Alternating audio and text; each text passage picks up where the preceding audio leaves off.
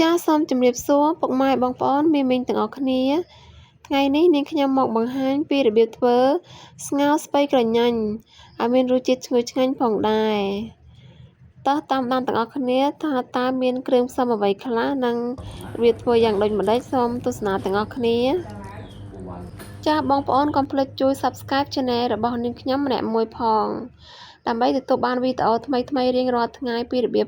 ធ្វើម្ហូបខ្មែររបស់យើងណាចាគ្រឿងផ្សំរបស់យើងមានតែពីរមុខទេគឺមានសាច់ជ្រូក3ជាន់យើងហាន់រួចហើយយើងច្រាំខ្លះបងប្អូនដើម្បីយកទៅស្លទៅមានរសជាតិឆ្ងាញ់ហើយស្ពៃក្រញាញ់របស់យើងហាន់ជីកង់ល្មមទៅលាងទឹកឲ្យស្អាតដាក់ក្នុងកញ្ច្រែងឲ្យស្រស់ទឹកណាបងប្អូនហើយមានខ្ទឹមសចិញ្ច្រាំផងដែរជាដំបូងនេះខ្ញុំដាក់ខ្ទឹមសរំលីងឲ្យឡើងឈ្ងុយឡើងកន្លះបន្តិចណាបន្ទាប់មកយើងដាក់សាច់ជ្រូកចូលហើយយើងរំលីងសាច់របស់យើងនឹងឲ្យឆ្អិនបន្តិចទៅបងប្អូន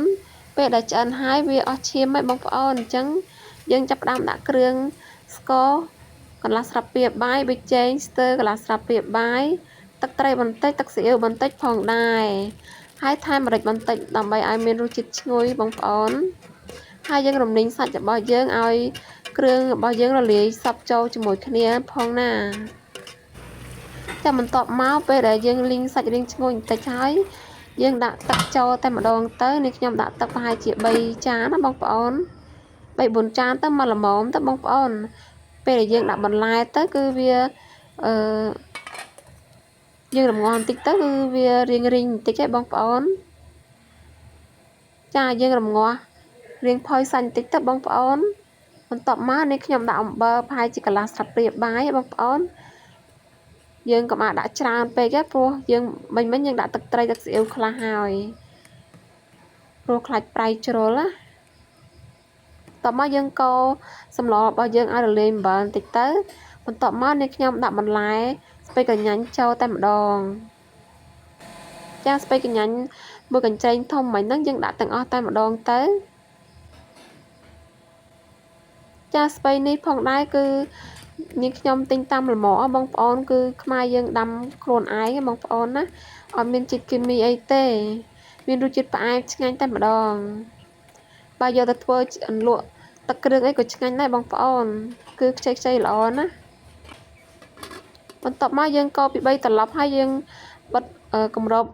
ទុកមកអំពុះសិនណាបងប្អូនបន្ទាប់មកយើងភ្លក់មើលទៅតាមចំណង់ចំណូលចិត្តបងប្អូនស្ទើរអីថែមនងទៅបងប្អូនណាឥឡូវសម្លរបស់នាងខ្ញុំគឺឆ្អិនហើយបងប្អូនហើយរសជាតិគឺល្មមឆ្ងាញ់តែម្ដងងាយស្រួលបងប្អូនណាតោះមកយើងចុងក្រោយយើងដួសដាក់ចានបងប្អូនយើងបានញ៉ាំជាមួយនឹងបាយតែម្ដងណាចាំមើលទៅតំណងដាក់អត់បងប្អូនហើយចំណែកបន្លែគឺយើងអត់